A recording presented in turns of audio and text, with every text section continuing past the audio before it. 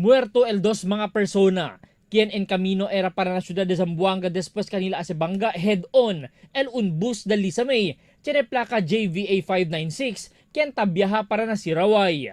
Estaba asigun el mga biktima na tampilisan Zamboanga del Norte, y anda bisita na Zamboanga, y cuando llega na kurbada lugar del barangay Kiniput, yaman bangga iya kanila. Asigun ko el investigador del caso desde Police Station 2 na Kuruan. Dead on the spot amo el driver del Starex van, si Dionisio Palma, 32 el edad, y el de Senana, si Caridad Ciruelos. Por causa ng fuerte banggaan, como ya queda lata el forma del Starex van que maneja el mga biktima, que notable na unlaw linya ya del camino y aginda el bus del Lisamay.